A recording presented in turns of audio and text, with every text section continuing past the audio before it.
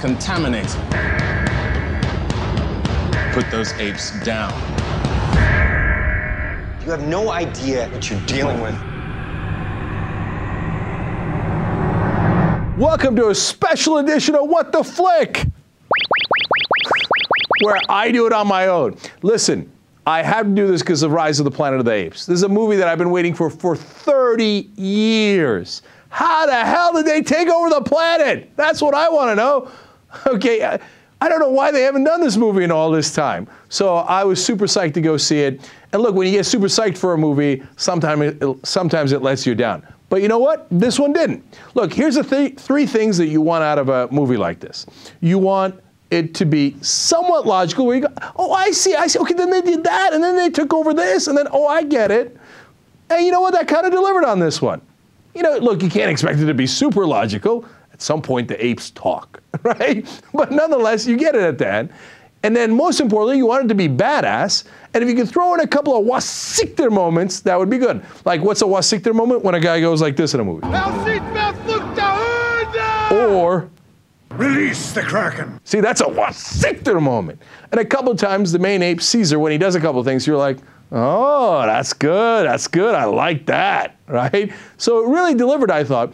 But one of the reasons I want to do this review is because it's fascinating how our culture has developed over that time. Because in the original movie, you damn dirty apes is said by the protagonist, by the hero of the movie, Charlton Heston.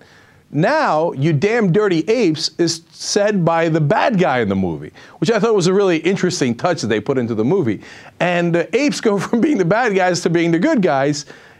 We've become PC in this funny kind of way where throughout the movie you're like, which I didn't find to be even weird at this point, because I'm thinking like, yeah, the apes are getting abused. I'm glad. It's finally like, you know, what I've always wanted in those cowboys and Indian movies where the cowboys are the good guys for no reason when they're slaughtering the Indians. I'm like, why don't the Indians win? Well, in this one, finally, the apes win. And you're like, all right.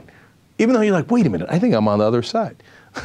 Okay, so it was a little bit of redemption for the apes, which I thought was good. It's funny how our society has changed and you wind up rooting for them. And it did have a little touch of PC-ness that was too much. Like the apes, at some point when they're getting revenge, you know, you want them to go ape shit, right? You want them to rip people's heads off, right? And throw stuff against the wall.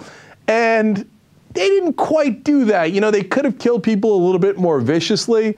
And I thought they were being the filmmakers were being a little PC about that. But that's a minor point to pick on there. Overall, I'm going to give it a really solid score of 8.8. You know, it's an action movie. Can it really get higher than that? Can it get into the 9s? I suppose it could. But an 8.8 is really good. I thought it totally delivered. If you were looking forward to a movie like this, you should definitely see it.